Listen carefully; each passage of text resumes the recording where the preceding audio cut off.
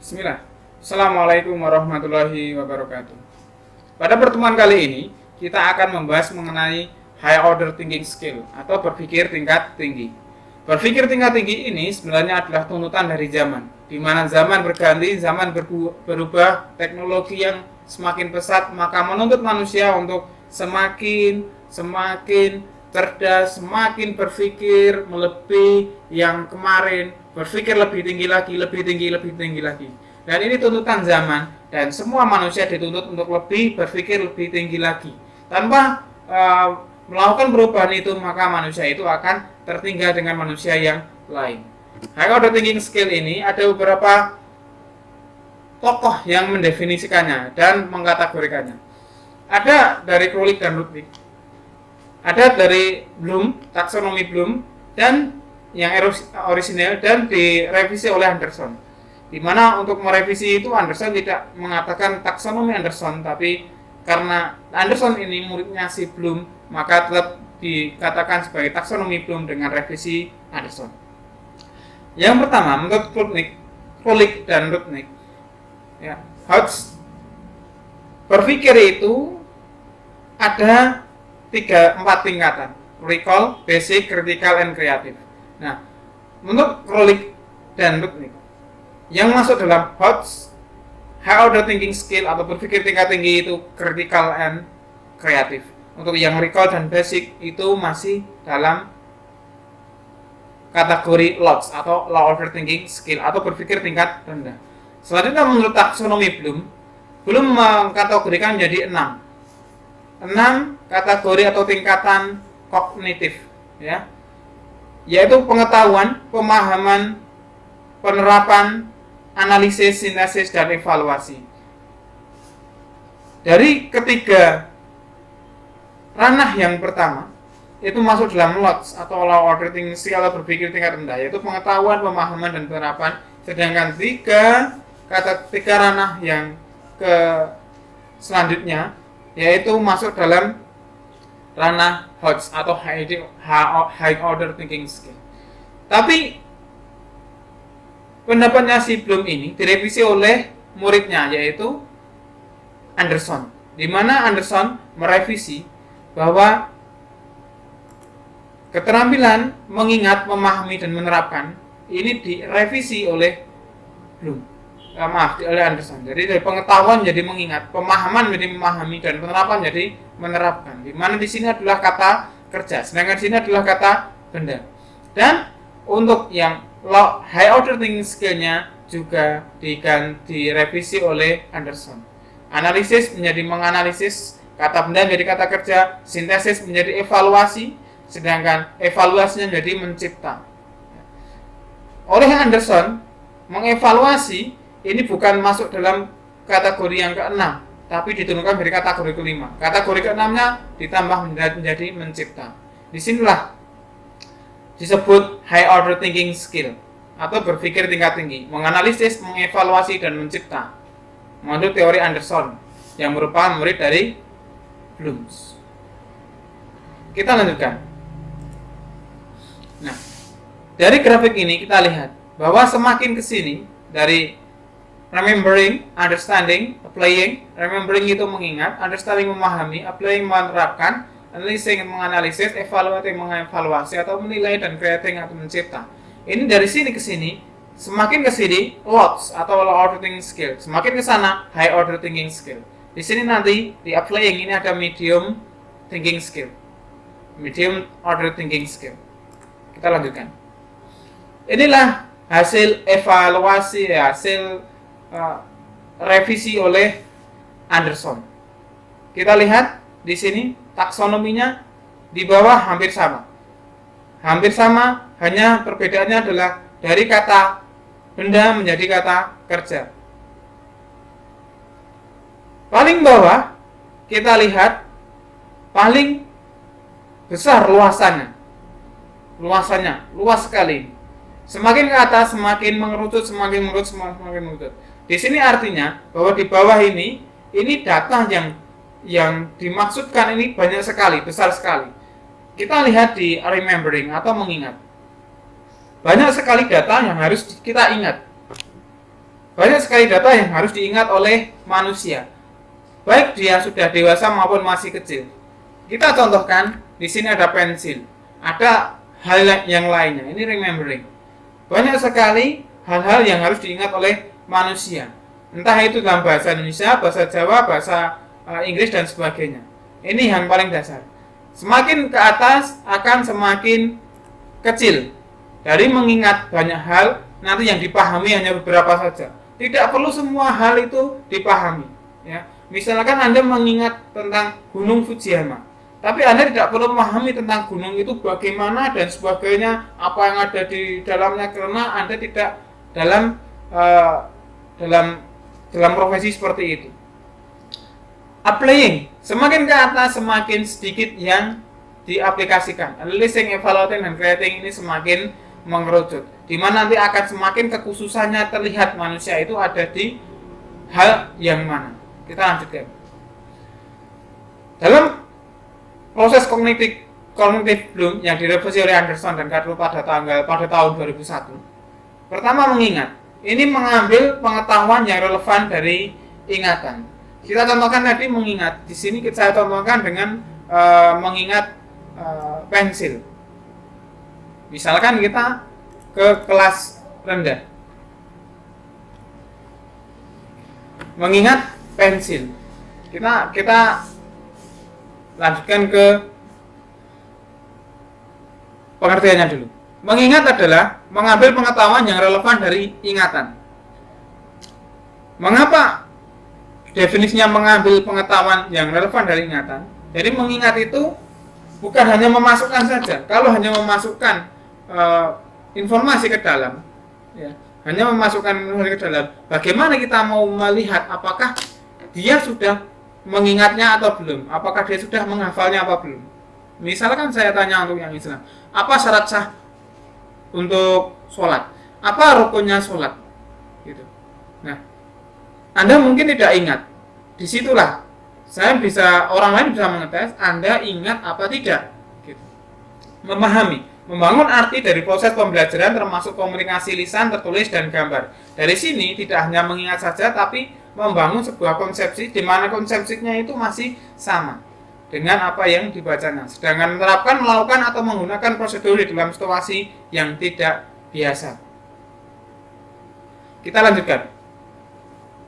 Menganalisis adalah memecahkan materi ke dalam bagian-bagiannya dan menentukan bagaimana bagian dari terhubung antar bagian dan ke struktur atau tujuan keseluruhan. Sedangkan menilai adalah membuat pertimbangan berdasarkan kriteria atau standar. Dan mengkreasi adalah menempatkan unsur-unsur secara bersama untuk membentuk keseluruhan secara coherence atau fungsional.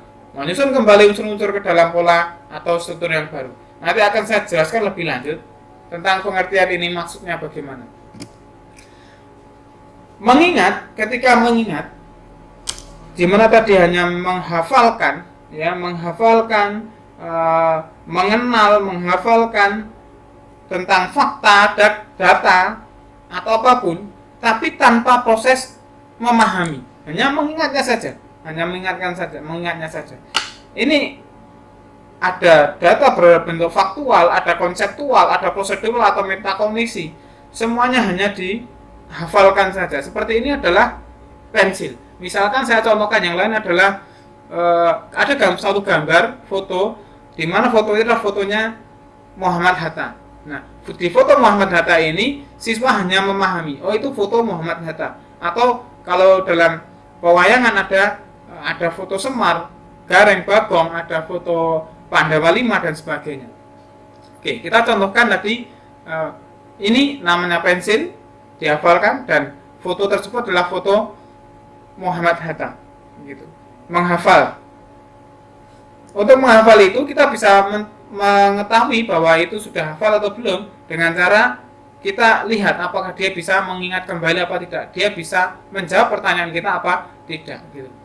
Nah, kata kerjanya di sini saya contohkan, kata kerjanya adalah kata kerjanya mengingat, mendaftar, mengulang, menirukan, menentukan, dan lain-lain. Level kedua adalah memahami. Memahami adalah bagaimana seseorang itu bukan hanya menghafal, tapi mengetahui artinya. Sehingga kalau sudah mengetahui artinya, dia bisa menjelaskan lagi. Tidak hanya menyebutkan, tapi sudah bisa menjelaskan ide atau konsep tersebut ya. Jadi membangun konseptual yang ada di dalam otaknya gitu. Tapi konseptual ini ya, memahami ini konseptual yang dia dapat dari orang lain. Nah, memahami ini bisa berupa memahami informasi yang berupa faktual, bisa berupa konseptual, bisa berupa prosedural atau metakognisi. Kita contohkan tadi ke pensil. Dia bisa memahami bahwa pensil ini adalah alat untuk menggambar. Alat untuk menggambar, alat untuk menulis. Dia memahaminya seperti itu. Ini kalau anak SD kelas rendah ya, atau kelas tinggi. Di mana tadi saya contohkan dengan fotonya Muhammad Hatta. Dia memahami Muhammad Hatta adalah wakil presiden yang pertama. Muhammad Hatta adalah wakil presiden yang pertama. Di mana Muhammad Hatta itu dia memahami. Muhammad Hatta itu memiliki sifat yang seperti ini. Misalkan salah satunya adalah jujur dan pemberani gitu. Jujur dan pemberani. Atau sifat yang lainnya adalah dia tidak lepas dari wudunya misalkan.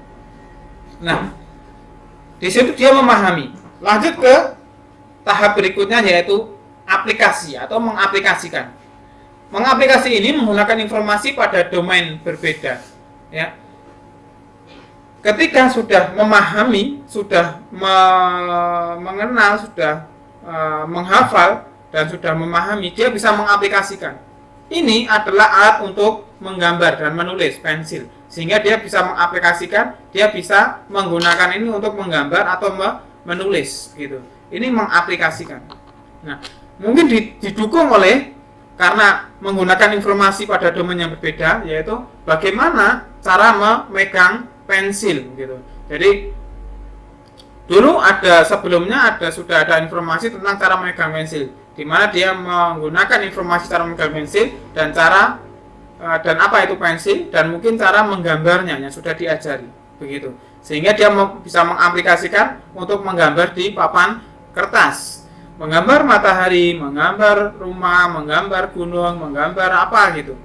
Dan misalkan kita contohkan tadi untuk kelas tingginya foto Muhammad Hatta.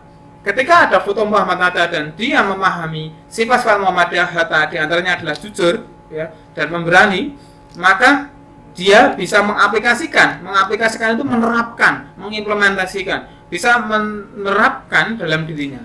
Misalkan dia bisa meniru Muhammad Hatta untuk memiliki sifat yang jujur dan pemberani seperti itu. Jujur dan pemberani dia lakukan dalam kehidupan sehari-hari.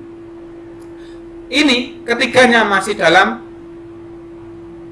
tahap low order thinking skill. Jadi hanya mengaplikasikan hanya mengaplikasikan. Seringkali di sekolah itu hanya sampai mengaplikasikan saja sudah dianggap bisa, sudah dianggap high order thinking skill. Padahal itu masih low order thinking skill. Dimana kalau Anda bisa mengaplikasikan suatu rumus kimia, rumus fisika, ya, rumus kimia, rumus matematika tanpa ada permasalahan yang rumit, itu masih dalam tahap low order thinking skill. Ya, ada yang mengatakan di sini sampai mengaplikasikan itu MOTS atau middle order thinking skill. Kita beranjak ke high order thinking skill. High order thinking skill yang pertama adalah menganalisis. Menganalisis ini menspesifikasi aspek-aspek elemen.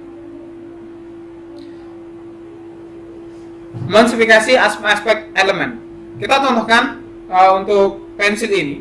Pensil ini terdiri dari arang dan terdiri dari kayunya dan terdiri dari catnya begitu. Ini nanti akan dianalisis. Jenis arangnya ternyata berbeda antara pensil yang 1B, 2B, 3B, 4B, HB dan sebagainya. Berbeda-beda dianalisis karena jenis arangnya berbeda ini nanti akan menghasilkan bentuk tulisan, akan menghasilkan ketebalan yang berbeda-beda sehingga dia bisa memilihnya seperti itu. Dan dianalisis juga. Kalau misalkan ini saya buat patah melulu, seringkali patah dengan tidak dirawat gitu, dianalisis, maka akan terjadi keborosan. Keborosan ini nanti akan berakibat seperti apa, seperti itu. Ya, ini menganalisis. Ya, menganalisis dengan spesifikasi elemen-elemennya. Ya. Kata kerjanya adalah membandingkan, memeriksa, mengkritisi, menguji. Nah, kita contohkan tadi yang foto Muhammad Hatta.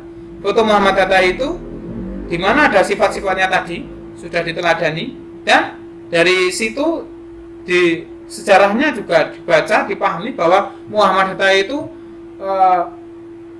sekitar tahun 60-an itu mengundurkan diri dari wakil presiden.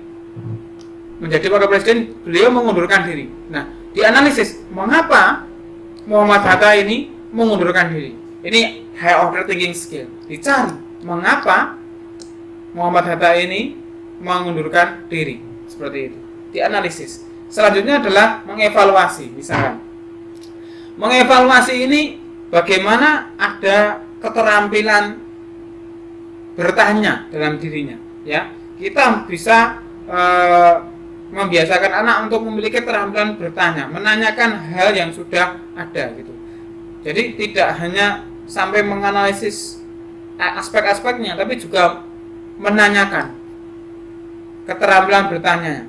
Jadi di sini kalau sudah ada keterampilan bertanya nanti, dia akan bisa mengambil keputusan sendiri. Misalkan ini tadi pensil. Nah, pensil ini dia bertanya, apabila saya menggunakan ini secara boros, bagaimana dampaknya? Apabila saya menggunakan ini untuk menusuk teman saya, apa dampaknya? Apakah boleh mencuri pensil ini ketika dia tidak punya?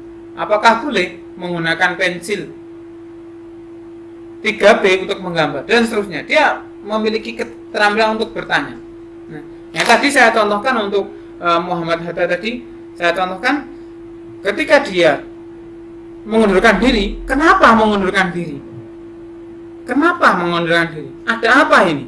Dicari, dan sampai di situ dia mengambil keputusan. Apakah Muhammad Hatta itu tindakannya masih tindakan yang benar atau tidak? Mengevaluasi. Tidak, belum sampai menyebarkan. Dia baru mengkonstruksi itu dalam pemikirannya sendiri.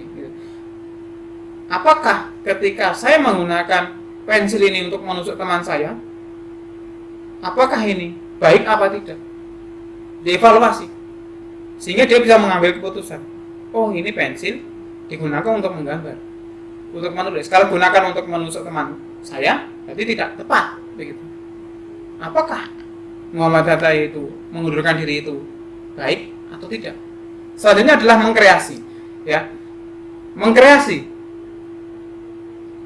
adalah menciptakan konsep atau data atau informasi atau hal yang baru. Bisa hal abstrak maupun hal yang nyata. Yang abstrak itu mengkonsepsi sebuah pemikiran, sebuah konsep, sebuah data yang baru, abstrak gitu. Sedangkan hal nyata yang misalkan seperti ini tadi, ketika dia mengetahui apa itu pensil, ya, cara menggunakannya, cara mengaplikasinya, dianalisis elemen-elemennya gitu, dianalisis bagian-bagiannya, ya, elemen-elemennya gitu. Terus dia mengevaluasi nanti kalau digunakan untuk menusuk teman, apakah boleh atau tidak, ternyata nggak boleh dan sebagainya. Sehingga dia mengkreasi, dari sini dia mengkreasi bagaimana agar misalkan mengevaluasi tadi, kalau misalkan ini sering patah bagaimana, sehingga dia mengkreasi, oh bagaimana caranya agar pensil saya ini tidak mudah patah, dibuatlah sebuah alat seperti apa gitu. Atau dia mengkreasi sebuah ide untuk menggunakan pensil ini untuk menggambar suatu hal yang baru. Yang baru menurutnya, misalkan dia bisa menggambar sepeda. Sepeda kan tidak baru, tapi menurut dia kan baru. Untuk anak-anak kelas 1, kelas 2. Dia baru bisa menggambar sepeda, itu hal yang baru. Dia bisa mengkreasi sebuah gambar dari memahami pensil ini. Maksudnya begini, dia menggambarnya itu bukan asal-asal gambar, ya, bukan asal-asal gambar, tapi menggambar dengan gradasi yang tepat, dengan pilihan pensil yang tepat, dengan memadukan pensil 2B, 3B, HB dan sebagainya. Semuanya dengan perspektif yang tepat, gitu. Perspektif tepat. Misalkan tentang contohnya yang tadi yang kelas atas adalah Muhammad Hatta. Dari foto tadi dari sikapnya, dari keputusannya tadi, dievaluasi sampai akhirnya anak itu bisa mengkreasi. Mengkreasi apa? Mengkreasi sebuah tulisan, ya. Kalau misalkan sudah dewasa, dia bisa mengkreasi sebuah tulisan atau sebuah buku atau sebuah artikel yang membahas, mengulas tentang keputusan Muhammad Hatta untuk mundur dari wakil presiden, seperti itu. Bagaimana diciptakanlah, mengkreasi atau menciptakanlah sebuah buku atau artikel tersebut. Inilah high order thinking skill, di mana ada menganalisis, mengevaluasi, dan mengkreasi. Kita lanjutkan. Selanjutnya, apakah HOT sudah diajarkan di kelas-kelas di Indonesia? Nah, seringkali HOT itu belum diajarkan di kelas-kelas di Indonesia, ya, karena baru tahap menerapkan saja. Guru-guru kebanyakan sudah menganggapnya sudah selesai. Alasan pertama. Alasan kedua adalah karena terlalu banyak materi yang diajarkan di Indonesia. Terlalu banyak materi yang diajarkan di Indonesia, termasuk di Anda, di kelas Anda, termasuk saya mengajarkan di Anda itu terlalu banyak mungkin materi yang harus diajarkan, sehingga tidak patokannya tidak sampai ke HOT, tapi bagaimana menyelesaikan dalam materi tersebut yang ada dalam bahan ajarnya, harus diselesaikan semua. Dan HOT untuk penilaiannya pun hanya penilaian yang bersifat hafalan, tidak bersifat bagaimana pendapatnya dan sebagainya, bagaimana kreasinya. Jadi kalau Anda ada teman-teman dosen yang sudah mengajarkan sampai Anda untuk menciptakan sendiri suatu hal yang baru, itu pembelajaran sudah sampai HOT, gitu. Itu bagus. Tapi kadang-kadang berat juga. Ya. Kita lanjutkan.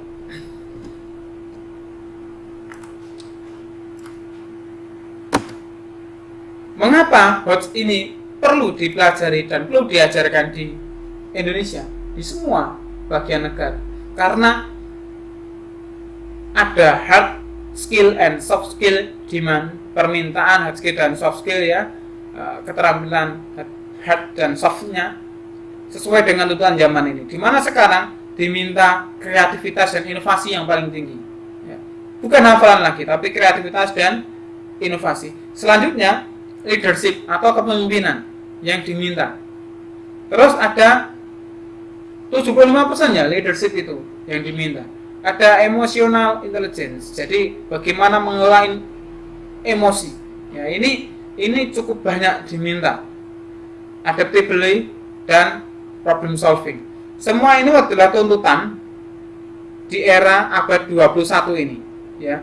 Bukan lagi menghafal atau kuat berhitung dan sebagainya. Kalau menghafal itu tidak perlu Anda, ya. Kalau Anda menjadi guru yang paham menghafal, banyak hafalannya, itu hafalan maksudnya hafalan tentang ilmu-ilmu sejarah gitu, atau tentang apalah gitu. Kalau hanya hafalan, itu Google lebih hafal.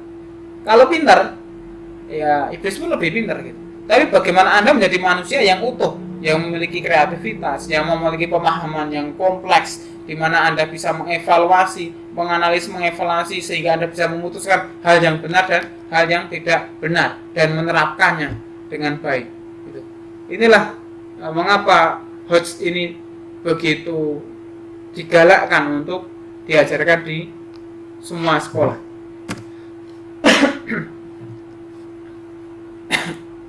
Selanjutnya, kecakapan abad 21 yang lain yang terkait HOT, ya, ini yang diinginkan adalah satu, adanya kualitas karakter. Kualitas karakter ini bisa dibangun yang baik dengan adanya high order thinking skill tadi, ya. Karena di situ ada tahap evaluasi. Untuk mengevaluasi itu dia harus paham, sehingga nanti kalau mengevaluasi dengan benar, dia bisa meningkatkan rasa iman dan takwa yang tinggi. Misalkan ketika Anda ingin yang Islam, misalkan ketika Anda ingin memakan hal yang haram, meminum hal yang haram, lalu Anda berpikir, ketika saya memakan hal yang haram ini, ada ketentuan, jika dia makan walaupun hanya satu suap, itu sholatnya bisa tidak terima, bahkan tidak terima dalam waktu yang lama, katakanlah 40 hari, 40 malam. Bagaimana kalau dia tidak terima sholatnya? karena hal yang haram itu makanya dia menghindarinya. Ya. Sehingga pemahaman ini akan membentuk karakternya seperti itu.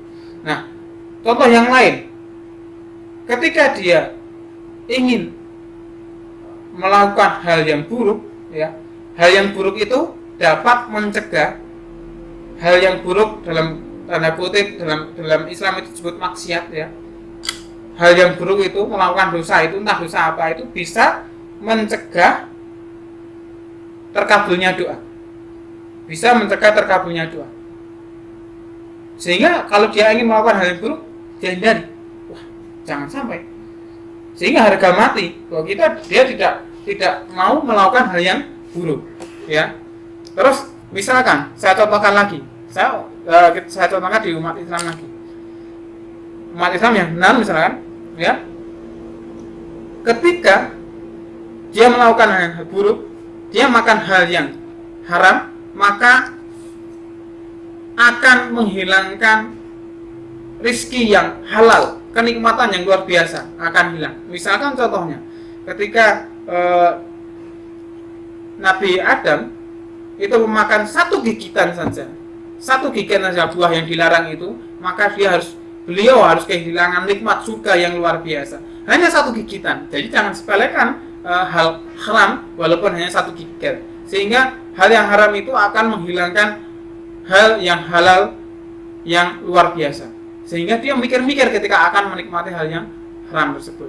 Selanjutnya, selain kualitas karakter juga ada kompetensi yang diinginkan di abad 21 ini, yaitu berpikir kritis memecahkan masalah. Ada 4 C yang diinginkan di abad 21 ini terkait keterampilan berpikir, yaitu berpikir kritis, critical thinking, and problem solving atau memecahkan masalah, ya. Critical thinking and problem solving atau memecahkan masalah pertama. Terus creative thinking jangan dihubungkan dengan inovasi kedua, komunikasi ketiga, dan kolaborasi keempat. 4C biasanya yang diinginkan di abad 21 ini, di mana keempatnya ini bisa didapat dengan mudah jika sudah diajarkan dengan HOTS atau high order thinking skill, atau sudah biasa diajari dengan berpikir tingkat tinggi. Dan juga literasi dasar yang diinginkan, yaitu literasi baca, tulis, literasi berhitung, literasi sains, literasi informasi, teknologi dan komunikasi, literasi keuangan, literasi budaya dan kewarganegaraan. Di mana literasi ini bisa mudah sekali diperjuangkan, didapatkan dengan high order thinking skill, ya.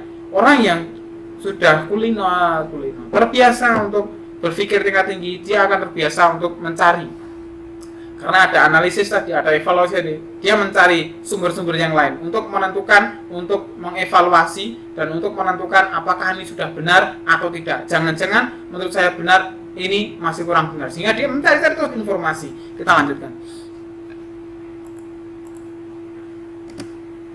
Kecakapan abad 21 bisa saya rangkum di sini, di tengah ini ada knowledge atau pengetahuan yang diinginkan, ada skill, ada spiritual, dan ada sosial, ya. Ini menurut 21 centuries, ya. Ini salah satu organisasi atau lembaga yang membuat penelitian, ya. Terus di sini ada untuk pengetahuannya, knowledge-nya itu dia diminta adalah learning, belajar to know, untuk mengetahui. Ini masuk dalam WHO juga, ya. Learning to know atau belajar untuk mengetahui, learning to do, belajar untuk melakukan, learning to be, belajar untuk menjadi sesuatu, dan learning to live together. Learning to know, Anda belajar untuk mengetahui ilmu tentang menjadi guru seperti apa. Learning to do, belajar untuk cara menjadi guru seperti apa, di mana nanti semester 5 dan seterusnya itu akan diajari praktek-praktek menjadi guru. Learning to be, dan belajar untuk menjadi guru, ya, sesungguhnya seperti apa, dan learning to live together. Setelah Anda menjadi guru, Anda harus bisa menjadi guru yang bermanfaat bagi lingkungan, guru yang sebenarnya guru yang ada di lingkungan Anda. Sedangkan untuk keterampilan berpikirnya ada creative thinking, ada creative thinking and innovation, ada critical thinking and problem solving, ada communication, ada collaboration. Ini learning and innovation skill yang diminta di kecakapan abad 21. Sedangkan life and career skill ada flexibility, initiative, leadership, social skill, cross culture. Cross culture itu bagaimana Anda memahami dan bertoleransi ada kebudayaan yang berbeda, ya. Productivity, accountability, dan lifelong learning atau belajar sepanjang hayat. Dan ada digital literasi, ini yang tadi masuk dalam literasi tadi. Kita lanjutkan. Nah, kita lihat sesuai dengan kompetensi keterampilan yang disyaratkan di abad 21, ya, menurut Partnership for 21 Century Skill, yaitu ada di sini, ya, yang diinginkan adalah creative thinking, innovation, critical thinking, problem solving, communication, collaboration. Di mana di sini kita lihat aspeknya berpikir secara kreatif. Ini masuk dalam HOTS. Ini juga bekerja kreatif, HOTS. Mengimplementasi inovasi, ini HOTS. Penalaran efektif, HOTS juga. Menggunakan sistem berpikir, HOTS juga. Membuat penilaian dan keputusan, HOTS juga. Dan memecahkan masalah, HOTS juga. Berkomunikasi secara jelas, ya, HOTS juga. Berkolaborasi dengan orang lain, HOTS juga. Sedangkan penguasaan teknologi informasi, ya, ini, dan juga karakter buildingnya. Karakter building ini dan juga ditambah yang terakhir adalah spiritual, menghayati konsep ketuhanan.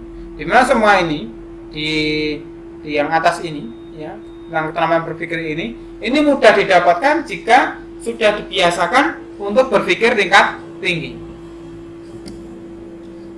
Nah, di Indonesia untuk menuju HOTS ini sudah diupayakan, ya, di kurikulum 2013 dengan pendekatan saintifik. Apa pendekatan saintifik? Pendekatan saintifik itu terdiri dari mengamati, menanya, mengumpulkan informasi, menalar, dan mengkomunikasikan. Sehingga dengan pendekatan ini diharapkan siswa terbiasa untuk berpikir tingkat tinggi. Ini pendekatan saintifik ini nanti selanjutnya Anda akan banyak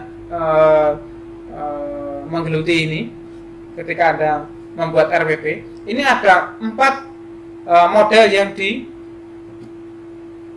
yang disarankan. Yang model pertama adalah model penyingkapan atau discovery learning, di mana model penyingkapan atau discovery learning adalah memahami konsep, arti, hubungan melalui proses intuitif dan akhirnya sampai kepada suatu kesimpulan, ya. Ini sintaknya ada di situ, ya, silakan ini sintaknya. Nah, model discovery learning ini di mana siswa itu tidak hanya dijelaskan tentang konsep-konsep, jelaskan bla bla bla, tapi siswa itu harus menyingkapnya sehingga guru harus memancing dulu.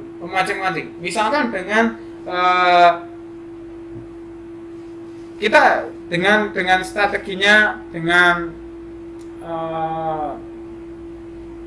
brainstorming itu mencari atau meminta pendapat satu siswa dengan siswa lain, terus dikumpulkan pendapatnya. Misalkan pertanyaan seperti ini, apa itu fotosintesis? Apa gunanya fotosintesis misalkan? Atau bagaimana kata itu berkembang biak? Apa itu fotosintesis? Pendapat 1, pendapat 2, pendapat 3, pendapat 4, pendapat 5, dan seterusnya nanti bisa disingkap sama-sama. Oh, ternyata fotosintesis seperti itu. Ya. Ini penyingkapan, discovery learning. Ya. Ini sintaknya, ada 6 sintaknya.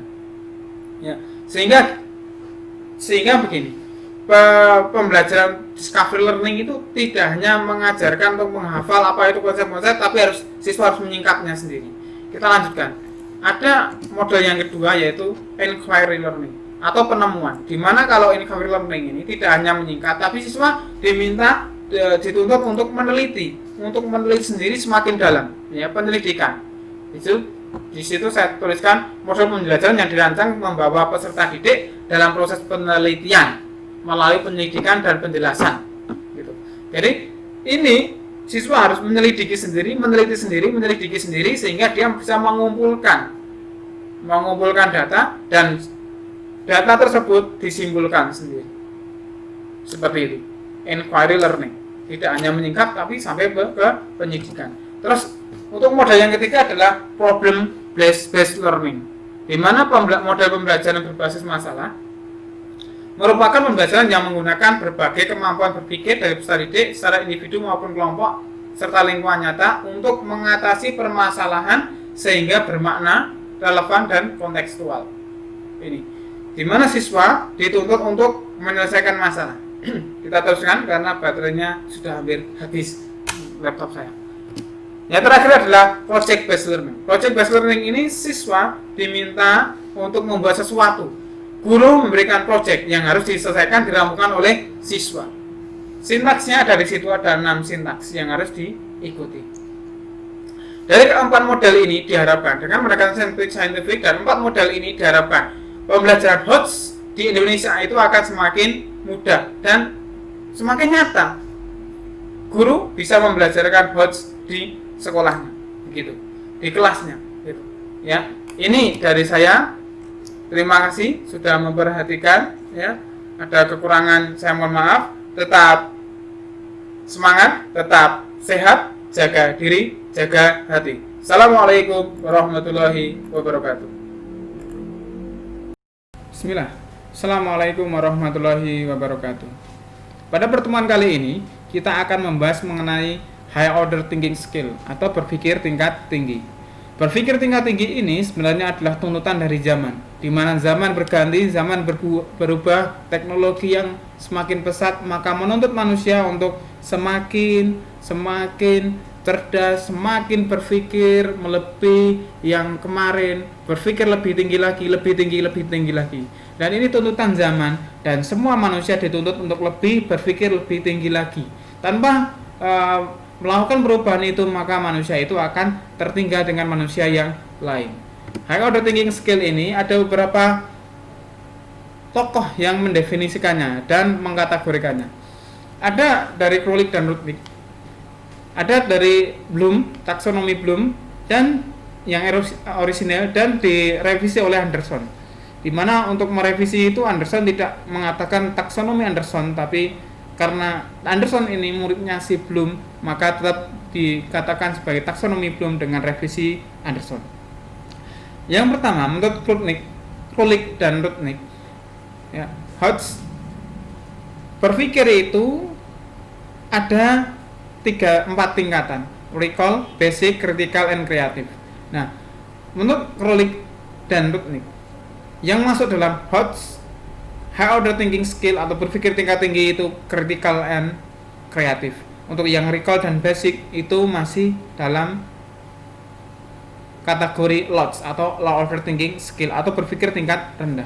Selanjutnya menurut taksonomi Bloom mengkategorikan menjadi 6 kategori atau tingkatan kognitif, ya, yaitu pengetahuan, pemahaman, penerapan, analisis, sintesis, dan evaluasi. Dari ketiga ranah yang pertama itu masuk dalam LOTS atau low order thinking skill atau berpikir tingkat rendah, yaitu pengetahuan, pemahaman, dan penerapan. Sedangkan tiga ranah yang ke selanjutnya yaitu masuk dalam ranah HOTS atau high order thinking skill. Tapi pendapatnya si Bloom ini direvisi oleh muridnya yaitu Anderson, di mana Anderson merevisi bahwa keterampilan mengingat, memahami, dan menerapkan ini direvisi oleh Bloom. Oleh Anderson. Jadi dari pengetahuan jadi mengingat, pemahaman menjadi memahami, dan penerapan jadi menerapkan. Di mana di sini adalah kata kerja, sedangkan di sini adalah kata benda. Dan untuk yang high order thinking skill-nya juga direvisi oleh Anderson. Analisis menjadi menganalisis, kata benda menjadi kata kerja, sintesis menjadi evaluasi, sedangkan evaluasinya menjadi mencipta. Oleh Anderson, mengevaluasi ini bukan masuk dalam kategori yang ke-6, tapi diturunkan menjadi kategori ke-5. Kategori ke-6-nya ditambah menjadi mencipta. Disinilah disebut high order thinking skill atau berpikir tingkat tinggi, menganalisis, mengevaluasi, dan mencipta menurut teori Anderson yang merupakan murid dari Blooms. Kita lanjutkan. Nah, dari grafik ini kita lihat bahwa semakin kesini dari remembering, understanding, applying. Remembering itu mengingat, understanding memahami, applying menerapkan, analyzing menganalisis, evaluating mengevaluasi atau menilai, dan creating atau mencipta. Ini dari sini ke sini, semakin ke sini lots atau low order thinking skill, semakin ke sana high order thinking skill. Di sini nanti di applying ini ada medium thinking skill, medium order thinking skill. Kita lanjutkan. Inilah hasil evaluasi, hasil revisi oleh Anderson. Kita lihat di sini taksonominya di bawah hampir sama. Hampir sama, hanya perbedaannya adalah dari kata benda menjadi kata kerja. Paling bawah kita lihat paling besar luasannya. Luas sekali ini. Semakin ke atas semakin mengerucut, semakin mengerucut. Di sini artinya bahwa di bawah ini data yang dimaksudkan ini banyak sekali, besar sekali. Kita lihat di remembering atau mengingat. Banyak sekali data yang harus kita ingat. Banyak sekali data yang harus diingat oleh manusia. Baik dia sudah dewasa maupun masih kecil. Kita contohkan, di sini ada pensil, ada hal yang lainnya. Ini remembering. Banyak sekali hal-hal yang harus diingat oleh manusia. Entah itu dalam bahasa Indonesia, bahasa Jawa, bahasa Inggris dan sebagainya. Ini yang paling dasar. Semakin ke atas akan semakin kecil. Dari mengingat banyak hal, nanti yang dipahami hanya beberapa saja. Tidak perlu semua hal itu dipahami. Ya, misalkan Anda mengingat tentang Gunung Fujiyama, tapi Anda tidak perlu memahami tentang gunung itu bagaimana dan sebagainya, apa yang ada di dalamnya, karena Anda tidak dalam profesi seperti itu. Applying, semakin ke atas semakin sedikit yang diaplikasikan. Analyzing, evaluating, dan creating ini semakin mengerucut, di mana nanti akan semakin kekhususannya terlihat manusia itu ada di hal yang mana. Kita lanjutkan. Dalam proses kognitif Bloom yang direvisi oleh Anderson dan Carroll pada tahun 2001, pertama mengingat. Ini mengambil pengetahuan yang relevan dari ingatan. Kita contohkan tadi mengingat. Di sini saya contohkan dengan mengingat pensil. Misalkan kita ke kelas rendah, mengingat pensil. Kita lanjutkan ke pengertiannya dulu. Mengingat adalah mengambil pengetahuan yang relevan dari ingatan. Mengapa definisinya mengambil pengetahuan yang relevan dari ingatan? Jadi mengingat itu bukan hanya memasukkan saja. Kalau hanya memasukkan informasi ke dalam, ya, hanya memasukkan informasi ke dalam, bagaimana kita mau melihat apakah dia sudah mengingatnya atau belum? Apakah dia sudah menghafalnya apa belum? Misalkan saya tanya untuk yang Islam, apa syarat sah untuk sholat? Apa rukunnya sholat? Gitu. Nah, Anda mungkin tidak ingat. Disitulah orang lain bisa mengetes Anda ingat apa tidak. Gitu. Memahami. Membangun arti dari proses pembelajaran termasuk komunikasi lisan, tertulis, dan gambar. Dari sini tidak hanya mengingat saja, tapi membangun sebuah konsepsi di mana konsepsinya itu masih sama dengan apa yang dibacanya. Sedangkan menerapkan, melakukan, atau menggunakan prosedur di dalam situasi yang tidak biasa. Kita lanjutkan. Menganalisis adalah memecahkan materi ke dalam bagian-bagiannya dan menentukan bagaimana bagian-bagian terhubung antar bagian dan ke struktur atau tujuan keseluruhan. Sedangkan menilai adalah membuat pertimbangan berdasarkan kriteria atau standar. Dan mengkreasi adalah menempatkan unsur-unsur secara bersama untuk membentuk keseluruhan secara coherence atau fungsional. Menyusun kembali unsur-unsur ke dalam pola atau struktur yang baru. Nanti akan saya jelaskan lebih lanjut tentang pengertian ini maksudnya bagaimana. Mengingat, ketika mengingat, di mana tadi hanya menghafalkan, mengenal, menghafalkan tentang fakta, data atau apapun, tapi tanpa proses memahami. hanya mengingatnya saja, mengingatnya saja. Ini ada data berbentuk faktual, ada konseptual, ada prosedural atau metakognisi. Semuanya hanya dihafalkan saja. Seperti ini adalah pensil. Misalkan saya contohkan yang lain adalah ada satu gambar foto di mana foto itu adalah fotonya Muhammad Hatta. Nah, di foto Muhammad Hatta ini siswa hanya memahami, oh itu foto Muhammad Hatta. Atau kalau dalam pewayangan ada foto Semar, Gareng, Bagong, ada foto Pandawa V dan sebagainya.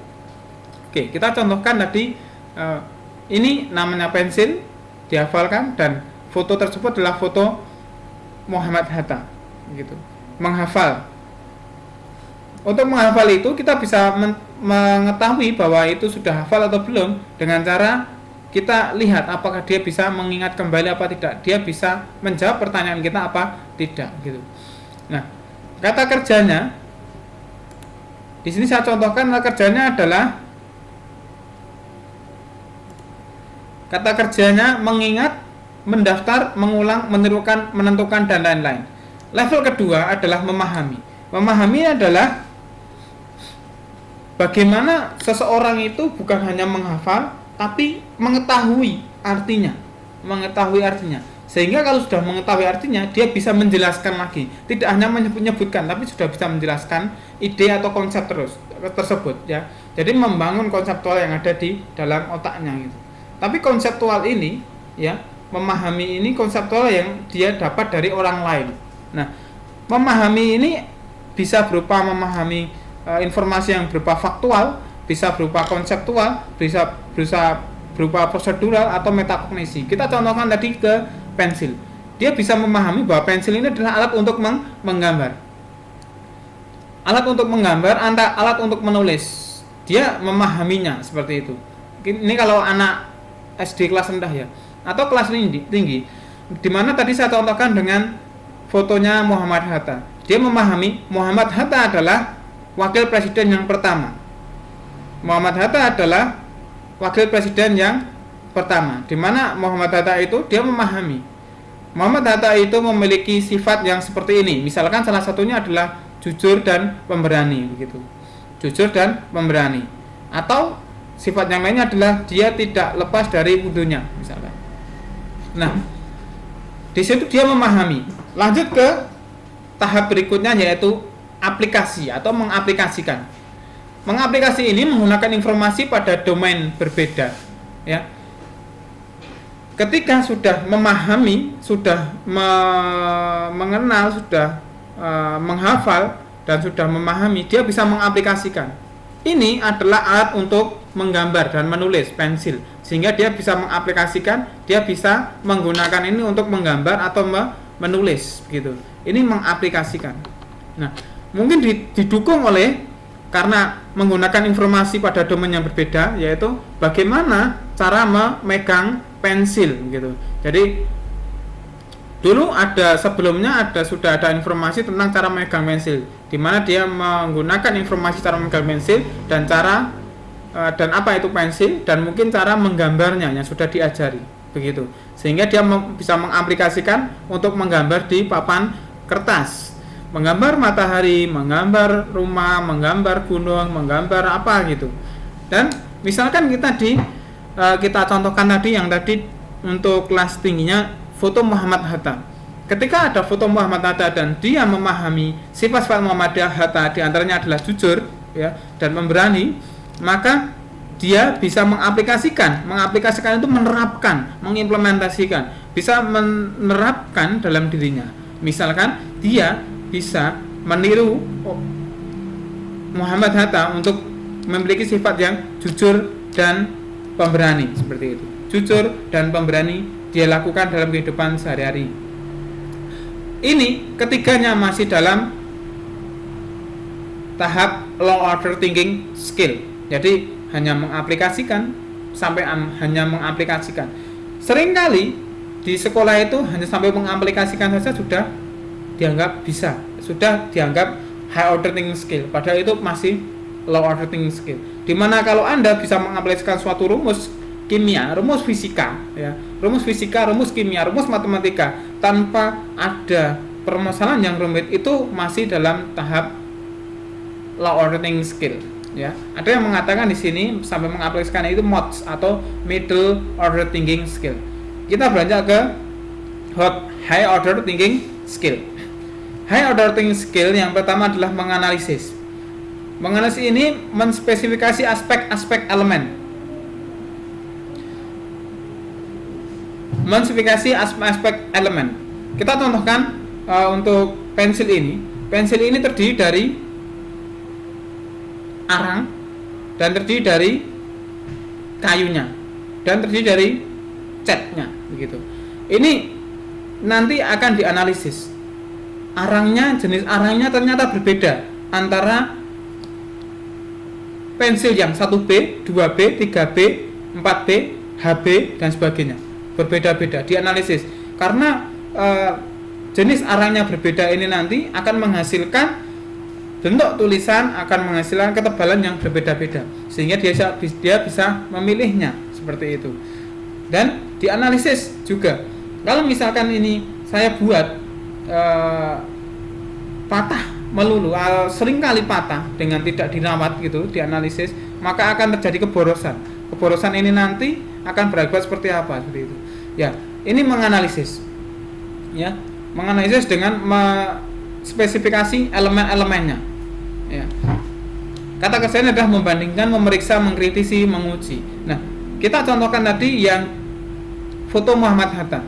Foto Muhammad Hatta itu di mana ada sifat-sifatnya tadi sudah diteladani, dan dari situ di sejarahnya juga dibaca, dipahami bahwa Muhammad Hatta itu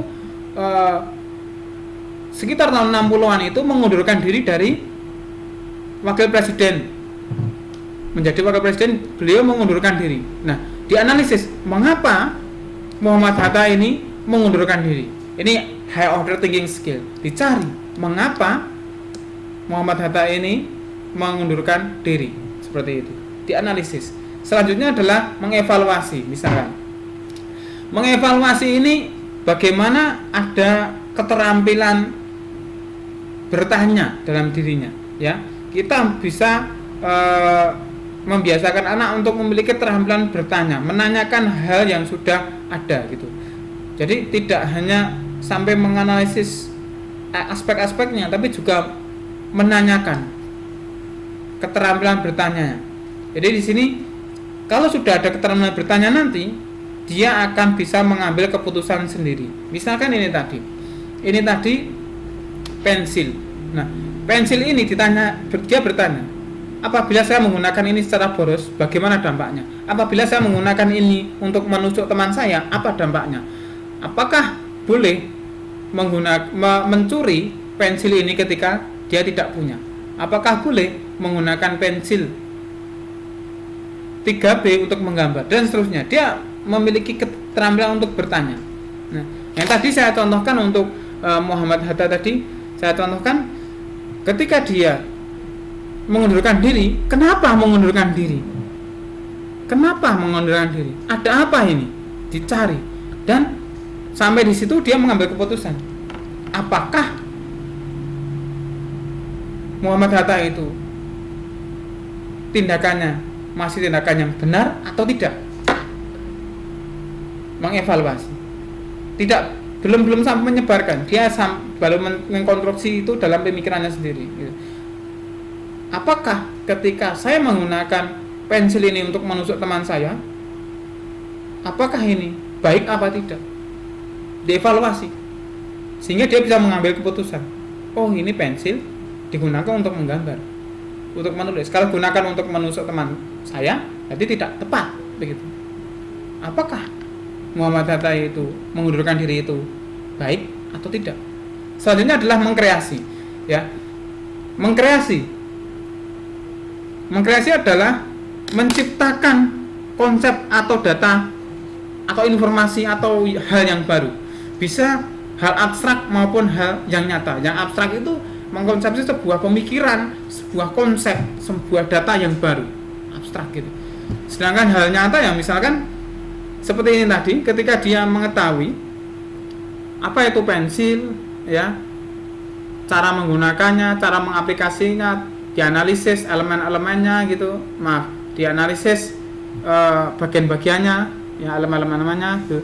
Terus dia mengevaluasi nanti kalau digunakan untuk menusuk teman apakah boleh atau tidak, ternyata nggak boleh dan sebagainya, sehingga dia mengkreasi dari sini, dia mengkreasi bagaimana agar misalkan mengevaluasi tadi, kalau misalkan ini sering patah bagaimana, sehingga dia mengkreasi bagaimana caranya agar pensil saya ini tidak mudah patah, dibuatlah sebuah alat seperti apa gitu ya. Atau dia mengkreasi sebuah ide untuk menggunakan pensil ini untuk menggambar suatu hal yang baru menurutnya. Misalkan dia bisa menggambar sepeda kan tidak baru, tapi menurut dia kan baru. Untuk anak-anak kelas 1, kelas 2, dia baru bisa menggambar sepeda, itu hal yang baru. Dia bisa mengkreasi sebuah gambar dari memahami pensil ini. Maksudnya begini, dia menggambarnya itu bukan asal-asal gambar ya, bukan asal-asal gambar, tapi menggambar dengan gradasi yang tepat, dengan pilihan pensil yang tepat, dengan memadukan pensil 2B, 3B, HB dan sebagainya. Semuanya dengan perspektif yang tepat gitu. Perspektif tepat. Misalkan tentang contohnya yang tadi yang kelas atas adalah Muhammad Hatta. Dari foto tadi, dari sikapnya, dari keputusannya tadi, dievaluasi sampai akhirnya anak itu bisa mengkreasi. Mengkreasi apa? Mengkreasi sebuah tulisan ya. Kalau misalkan sudah dewasa, dia bisa mengkreasi sebuah tulisan atau sebuah buku atau sebuah artikel yang membahas, mengulas tentang keputusan Muhammad Hatta untuk mundur dari wakil presiden, seperti itu. Bagaimana itu? Diciptakanlah, mengkreasi atau menciptakanlah sebuah buku atau artikel tersebut. Inilah high order thinking skill, di mana ada menganalisis, mengevaluasi, dan mengkreasi. Kita lanjutkan. Selanjutnya, apakah HOT sudah diajarkan di kelas-kelas di Indonesia? Nah, seringkali HOT itu belum diajarkan di kelas-kelas di Indonesia, ya, karena baru tahap menerapkan saja. Guru-guru kebanyakan sudah menganggapnya sudah selesai. Alasan pertama. Alasan kedua adalah karena terlalu banyak materi yang diajarkan di Indonesia. Terlalu banyak materi yang diajarkan di Indonesia, termasuk di Anda, di kelas Anda, termasuk saya mengajarkan di Anda, itu terlalu banyak mungkin materi yang harus diajarkan, sehingga tidak, patokannya tidak sampai ke HOTS, tapi bagaimana menyelesaikan dalam materi tersebut yang ada dalam bahan ajarnya, harus diselesaikan semua. Dan HOTS untuk penilaiannya pun hanya penilaian yang bersifat hafalan, tidak bersifat bagaimana pendapatnya dan sebagainya, bagaimana kreasinya. Jadi kalau Anda ada teman-teman dosen yang sudah mengajarkan sampai Anda untuk menciptakan sendiri suatu hal yang baru, itu pembelajarannya sudah sampai HOTS gitu. Itu bagus. Tapi kadang-kadang berat juga. Ya. Kita lanjutkan.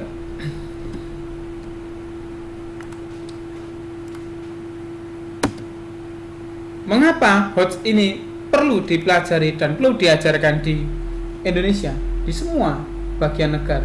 Karena ada hard skill and soft skill demand, permintaan hard skill dan soft skill ya, keterampilan hard dan softnya sesuai dengan tuntutan zaman ini, dimana sekarang diminta kreativitas dan inovasi yang paling tinggi ya. Bukan hafalan lagi, tapi kreativitas dan inovasi. Selanjutnya leadership atau kepemimpinan yang diminta. Terus ada 75% ya leadership itu yang diminta. Ada emotional intelligence, jadi bagaimana mengelola emosi ya, ini cukup banyak diminta. Adaptability dan problem solving, semua ini adalah tuntutan di era abad 21 ini ya. Bukan lagi menghafal atau kuat berhitung dan sebagainya. Kalau menghafal itu tidak perlu Anda ya. Kalau Anda menjadi guru yang paham menghafal, banyak hafalannya, itu hafalan maksudnya hafalan tentang ilmu-ilmu sejarah begitu, atau tentang apalah itu. Kalau hanya hafalan, itu Google lebih hafal. Kalau pintar, ya iblis pun lebih pintar gitu. Tapi bagaimana Anda menjadi manusia yang utuh, yang memiliki kreativitas, yang memiliki pemahaman yang kompleks, di mana Anda bisa mengevaluasi, mengevaluasi sehingga Anda bisa memutuskan hal yang benar dan hal yang tidak benar dan menerapkannya dengan baik. Gitu. Inilah mengapa HOTS ini begitu digalakkan untuk diajarkan di semua sekolah.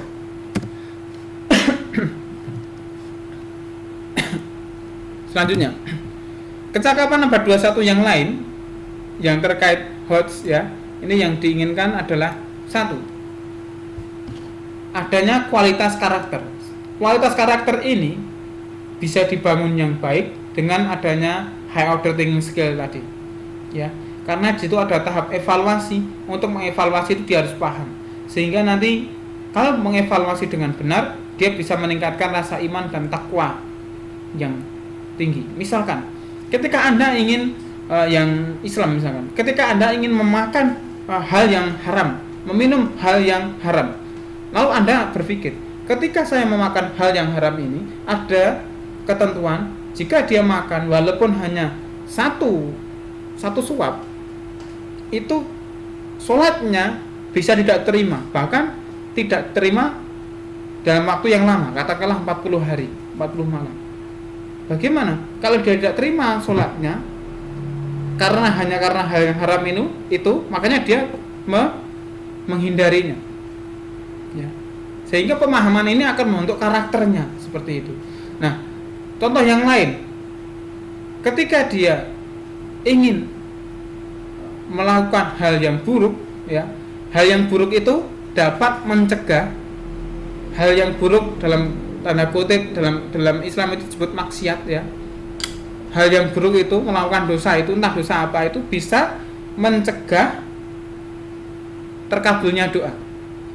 Bisa mencegah terkabulnya doa. Sehingga kalau dia ingin melakukan hal yang buruk, dia hindari. Wah, jangan sampai. Sehingga harga mati bahwa dia tidak mau melakukan hal yang buruk, ya.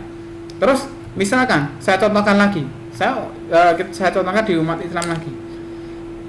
Umat Islam yang benar misalkan, ya.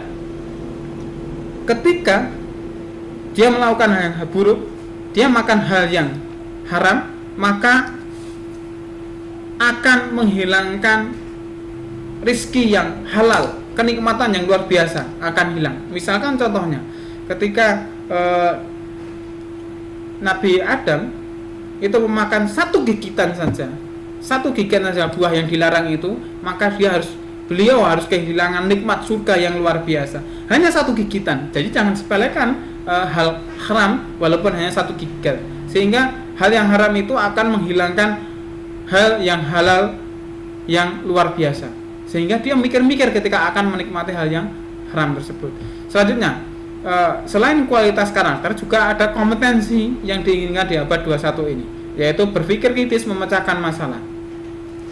Ada 4 C yang diinginkan di abad 21 ini terkait keterampilan berpikir, yaitu berpikir kritis, critical thinking, and problem solving atau memecahkan masalah. Ya, critical thinking and problem solving atau memecahkan masalah. Pertama. Terus creative thinking. Creative thinking jangan dihubungkan dengan inovasi. Kedua, komunikasi. Ketiga, dan kolaborasi. Keempat, 4C biasanya yang diinginkan di abad 21 ini. Di mana keempatnya ini bisa didapat dengan mudah jika sudah diajarkan dengan HOTS atau high order thinking skill, atau sudah biasa diajari dengan berpikir tingkat tinggi. Dan juga literasi dasar yang diinginkan, yaitu literasi baca, tulis, literasi berhitung, literasi sains, literasi informasi, teknologi dan komunikasi, literasi keuangan, literasi budaya dan keluarga negaraan. Di mana literasi ini bisa mudah sekali diperjuangkan, didapatkan dengan high order thinking skill. Ya, orang yang sudah kulino terbiasa untuk berpikir tingkat tinggi, dia akan terbiasa untuk mencari. Karena ada analisis tadi, ada evaluasi tadi, dia mencari sumber-sumber yang lain untuk menentukan, untuk mengevaluasi dan untuk menentukan apakah ini sudah benar atau tidak. Jangan-jangan menurut saya benar, ini masih kurang benar, sehingga dia mencari-cari terus informasi. Kita lanjutkan. Kecakapan abad 21 bisa saya rangkum di sini, di tengah ini ada knowledge atau pengetahuan yang diinginkan, ada skill, ada spiritual, dan ada sosial. Ya, ini menurut 21 centuries. Ya, ini salah satu organisasi atau lembaga yang membuat penelitian. Ya, terus di sini ada untuk pengetahuannya, knowledge-nya itu dia diminta adalah learning, belajar to know, untuk mengetahui. Ini masuk dalam WHO juga, ya. Learning to know atau belajar untuk mengetahui, learning to do, belajar untuk melakukan, learning to be, belajar untuk menjadi sesuatu, dan learning to live together. Learning to know, Anda belajar untuk mengetahui ilmu tentang menjadi guru seperti apa. Learning to do, belajar untuk cara menjadi guru seperti apa, di mana nanti semester 5 dan seterusnya itu akan diajari praktek-praktek menjadi guru. Learning to be, dan belajar untuk menjadi guru yang sesungguhnya seperti apa, dan learning to live together. Setelah Anda menjadi guru, Anda harus bisa menjadi guru yang bermanfaat bagi lingkungan, guru yang sebenarnya guru yang ada di lingkungan Anda. Sedangkan untuk keterampilan berpikirnya ada creative thinking, ada creative thinking and innovation, ada critical thinking and problem solving, ada communication, ada collaboration.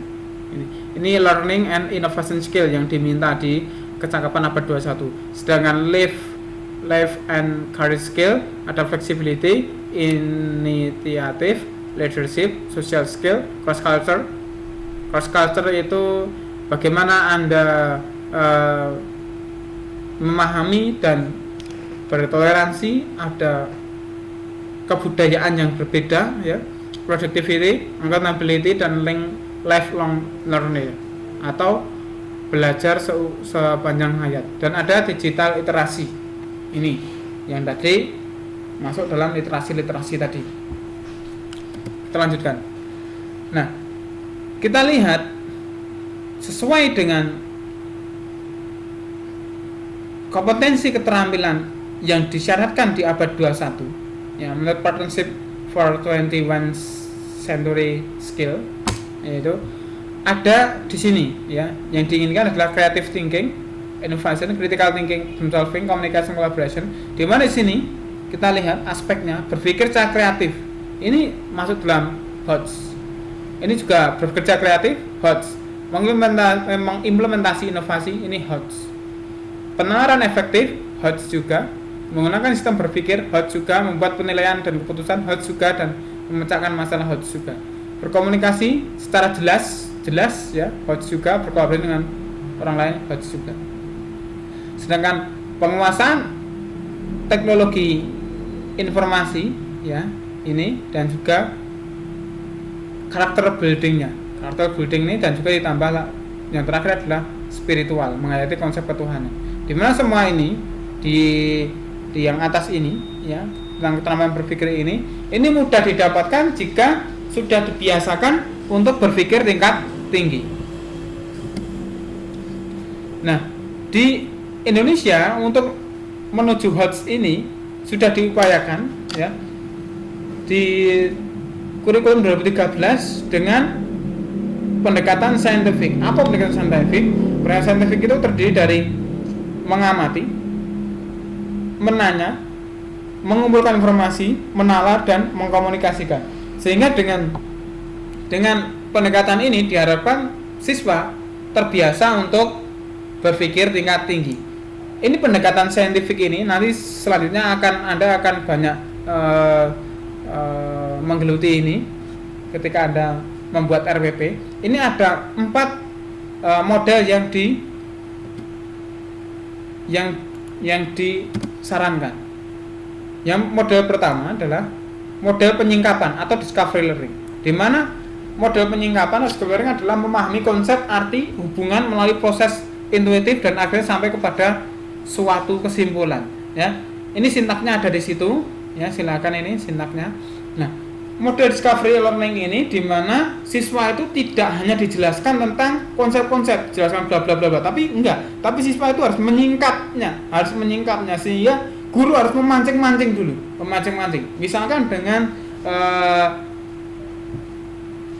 kita dengan strateginya dengan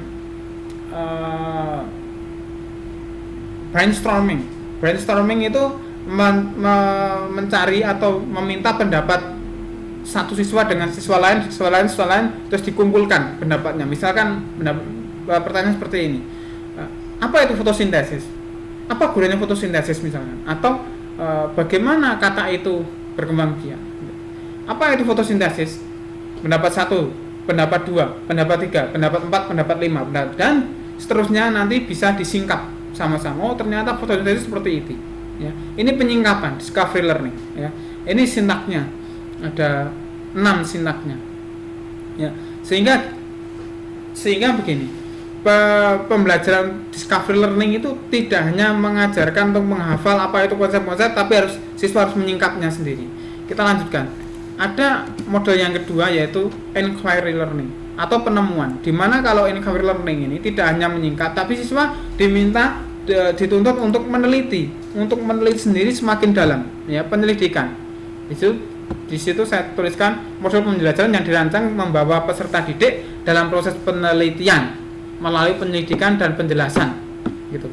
Jadi ini siswa harus meneliti sendiri sehingga dia bisa mengumpulkan data, dan data tersebut disimpulkan sendiri. Seperti itu. Inquiry learning. Tidak hanya menyingkap tapi sampai ke penyidikan. Terus untuk model yang ketiga adalah problem based learning, di mana model pembelajaran berbasis masalah merupakan pembelajaran yang menggunakan berbagai kemampuan berpikir dari peserta didik secara individu maupun kelompok serta lingkungan nyata untuk mengatasi permasalahan sehingga bermakna, relevan, dan kontekstual.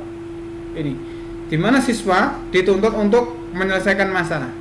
Kita teruskan karena baterainya sudah hampir habis laptop saya. Yang terakhir adalah project based learning. Project based learning ini siswa diminta untuk membuat sesuatu. Guru memberikan project yang harus diselesaikan, dirampungkan oleh siswa. Sintaksnya ada di situ, ada 6 sintaks yang harus diikuti. Dari keempat model ini diharapkan dengan menggunakan scientific dan 4 model ini diharapkan pembelajaran HOTS di Indonesia itu akan semakin mudah dan semakin nyata. Guru bisa membelajarkan HOTS di sekolahnya, begitu, di kelasnya, gitu. Ya, ini dari saya. Terima kasih sudah memperhatikan, ya. Ada kekurangan saya mohon maaf. Tetap semangat, tetap sehat, jaga diri, jaga hati. Assalamualaikum warahmatullahi wabarakatuh.